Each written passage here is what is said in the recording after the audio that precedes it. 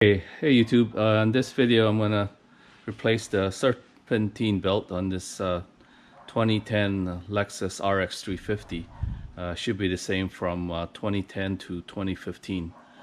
So I'm gonna start by removing the front right wheel to gain access.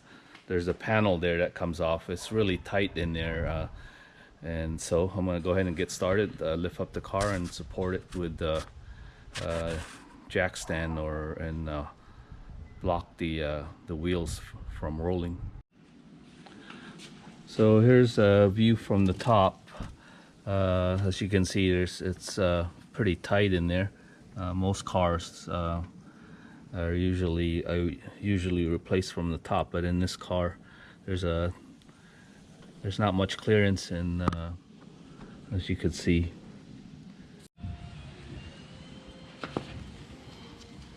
So it's 21 millimeter.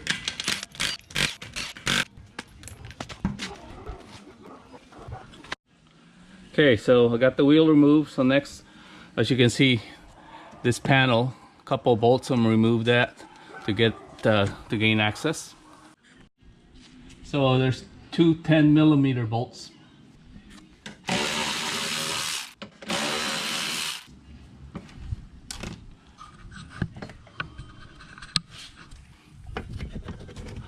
And now we have some access. The tensioner it's up there, and it's 14 millimeter. There's also a plastic clip that's inside here to remove this completely. I'm gonna try to do it without removing this.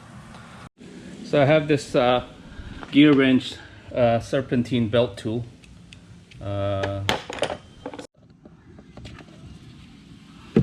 So the tensioner is right above, right there, and it's 14 millimeter. Yeah, right, so you could see it on the right there. And from here, it is kind of covered by this metal fender. Okay, and you're supposed to turn it counterclockwise, so let's see.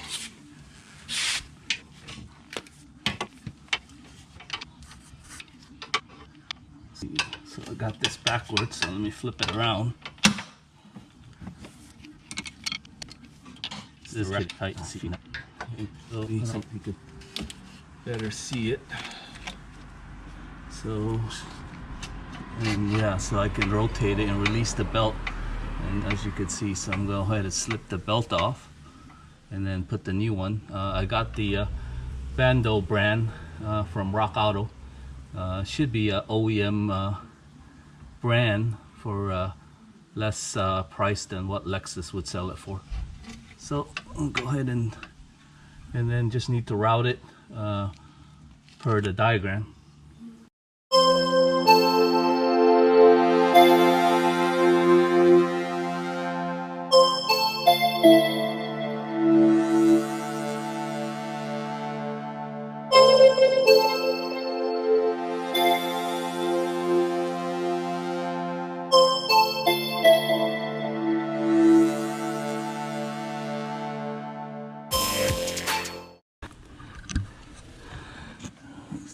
Move the camera so you can take a closer look. And so that's how it wraps around.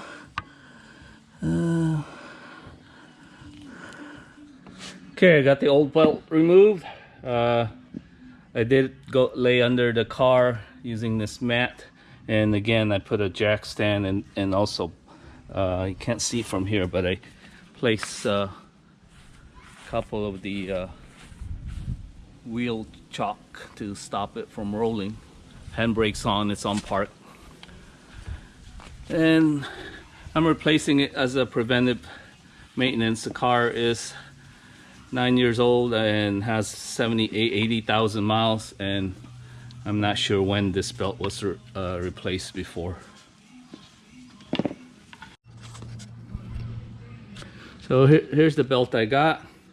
It's a Bando. They're OEM for Toyota, Lexus, and it's 7PK1550.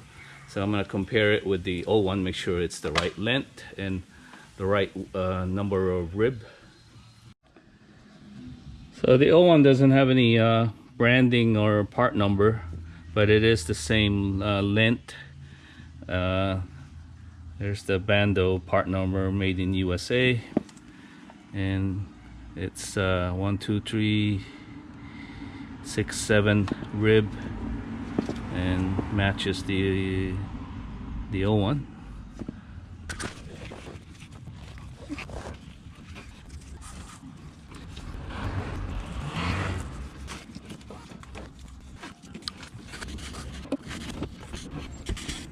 Okay, I'm gonna have to move you guys a bit because you're in my way, unfortunately. So I'll be back.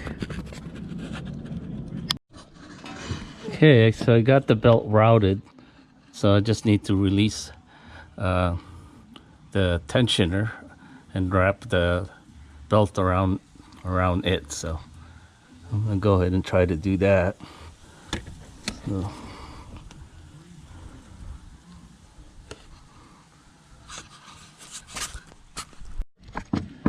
So I finally got it. So the trick was, well, at least the way I did it was running the belt through all the pulleys and then doing the tensioner last, and then releasing the tension and slipping the belt onto the tensioner. So as you can see, it's on now, so I just got to put everything back. I did struggle for a little bit trying to figure out what's the easiest to get the belt back on. Trying it with by slipping it onto this pulley or that pulley, that didn't really work out. And so again, I did it by guiding it through all the pulleys and then the tensioner being the last.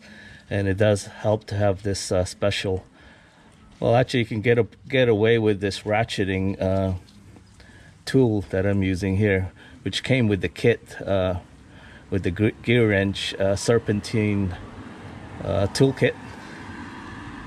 But you could also just use this ratcheting, because this extension that came with it, this metal piece was getting in the way, as you could see right there.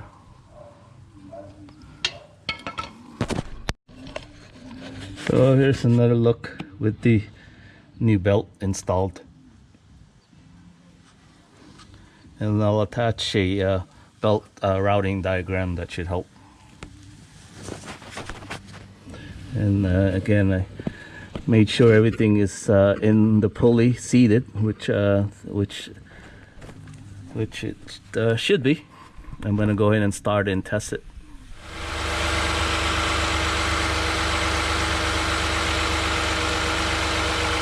So I'm going to go ahead and just put everything back.